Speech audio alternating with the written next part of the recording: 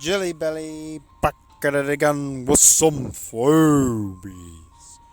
For today's episode, we have, I would say, my best positional victory I've ever had. So without further ado, let's go into recaps, and I just want to show you this 22 turn clutch arena win. Alrighty, so starting out a normal game, we go second. Eric's goes first, playing the Flying Amoeba. And definitely a good choice. Just the motility. I love doing the zombie guy. So, really, what I'm wanting to do... I'm going to pause the video here. Oh. Alright, going to pause the video. So, what I'm wanting to do is either move the zombie here or here to then set up a wall here or here. However, what happens is this amoeba has coverage range over this area, and then potentially it can move to hit here. So, what you'll see is I will then move my zombie here to then put the wall here. So, without further ado, let's see this plan in action. Alright, so here we are. And decisions time. So, go ahead and move the zombie in order to get out of range. Now, I'm placing the raptor in a good positional area. Let me get a better view. Alright, so right here. So, the ability of the raptor allows for any enemies within these two squares for it to do its leap attack. So then, if the opponent decides to move the carrot or move the amoeba to take one of these spots, this raptor has eyes on it.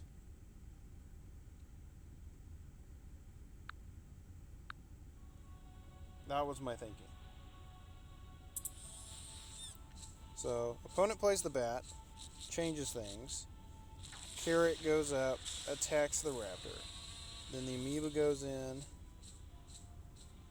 Then, I'm surprised they didn't attack with amoeba.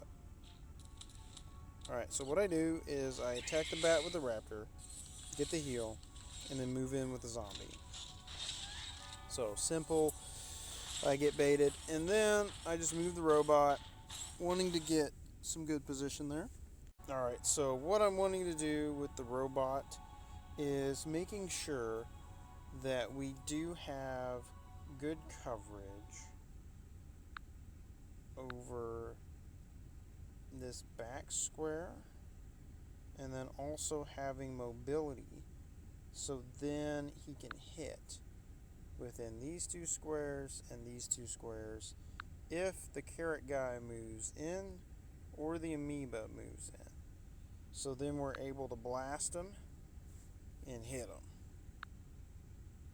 Also, we will be able to retreat.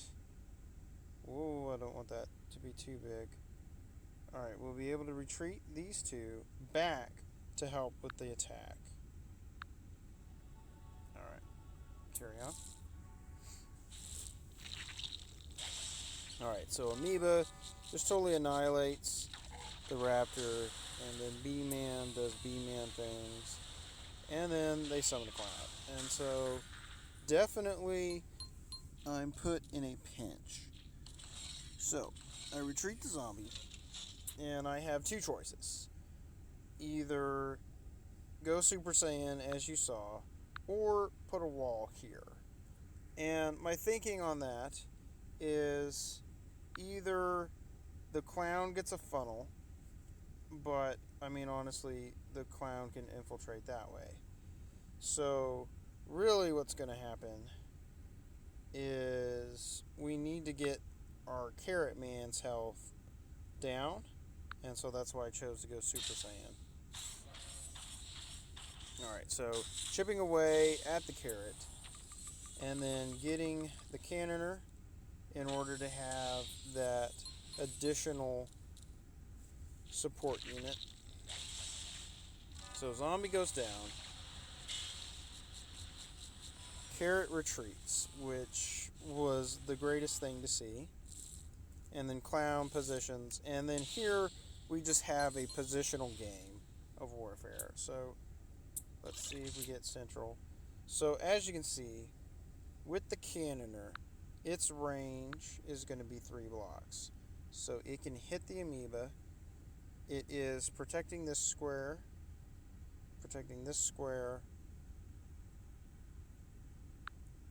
and then it also sees this square. So cannons protecting these squares. Our robot is going to be protecting you, and then you, and then also you. And so what's happening with the opponent's lineup is Clown can only move one space at a time. And so definitely has to move twice in order to hit or control.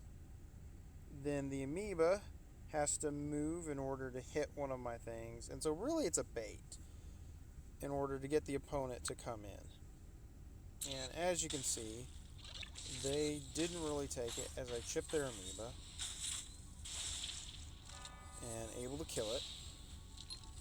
So now we're just baiting the opponent to do something, which they do. They hit my robot twice, and this scared me.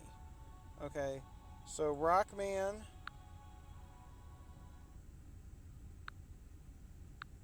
OP. This thing is insane. I haven't unlocked it, and if you ever get it, my goodness, you're able to win games on the spot.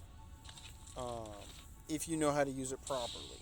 Now, the positioning that my opponent did was a little cowardly, and so I'm just like, hey, I have 2 waypoints, and let's bait them in, see what they do.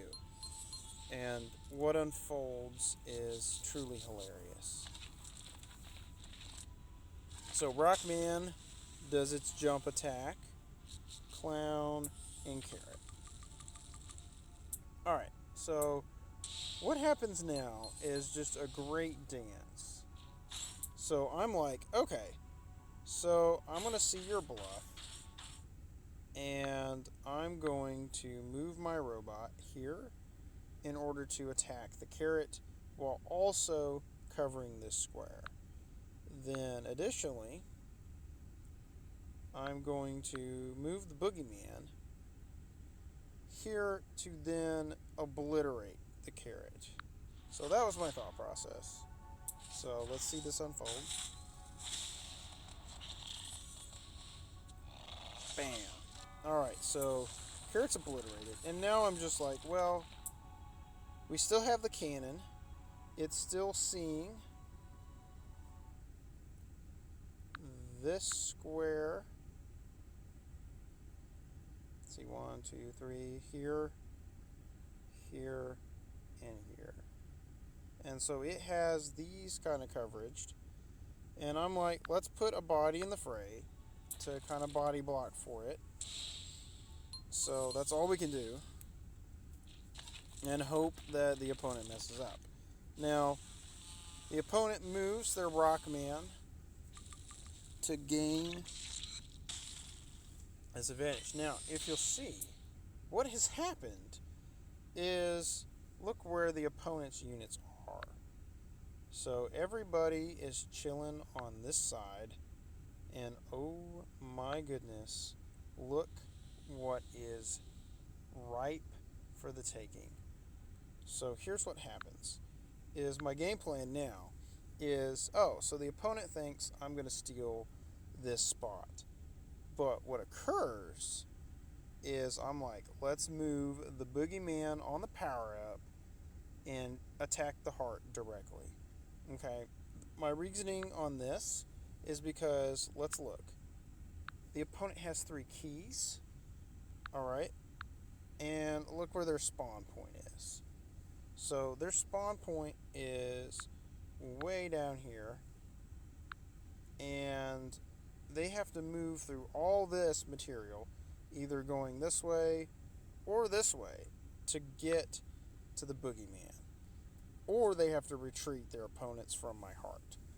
So, what I'm going to do is move the boogeyman in, get on that power attack, and then just try to harass the opponent's creatures as much as possible. And I wanted to move the robot on that square there and then get the stuffy doll to then really have a high-powered range unit. Alright, so kind of baiting the opponent with these units, and I was super lucky that they only killed 2 of the units and not the robot. So as you can see, what I'm doing now is just harassing the opponent. And my main goal is to move the stuffy doll closest to the heart. Now, if I tried to move the stuffy doll this way, okay, so all of these creatures would just annihilate it.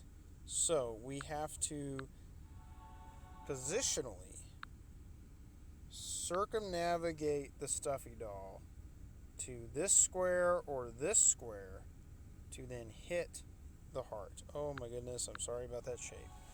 Alright, moving on.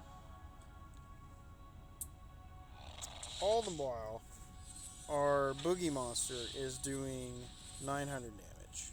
So, keeping the robot on that ley line, having it die, allowed for an additional 200 damage. So now, this is where it becomes fun. And it becomes a game of what do I do? So, gaining the positional advantage, taking the ley line with the stuffy doll. Then my boogeyman is able to just keep harassing this heart. And it's a gamble, because last thing I want is for the opponent's stuff to move in and kill my boogeyman. So, what I do is go for big damage, and then right here, I activate the ultimate of the boogeyman, which causes the zombie attack to decrease to 0. And in the game, you'll see the opponent try to attack and do 0 damage to the boogeyman, which that means the only attack on the boogeyman is going to be the rock monster, which you'll see now. Go in, so just 400. Puts up a wall, tries to block the stuffy doll, but it's not enough. Tries to bring in the clown. Clown can't move very fast, and we're able to get that sweet, sweet win with the stuffy doll clutching that RKO for another JB GG.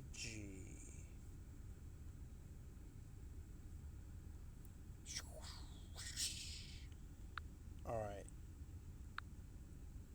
Look at that. Absolute carnage. All the opponents' phobies are down for the count. And my goodness, we were on the back foot that whole game. And here we are, clutching the win because of the positional advantage. All right, this has been your boy JB, back at it again with another Phobies video on why it matters where your troop placement and the range and the damage that they can deal. So definitely like, subscribe, and check out my content for more Phobies updates. Let me know if you like the video, and let me know if there's other troops that you like. All right, take it easy. Love, peace, and chicken grease. Peace.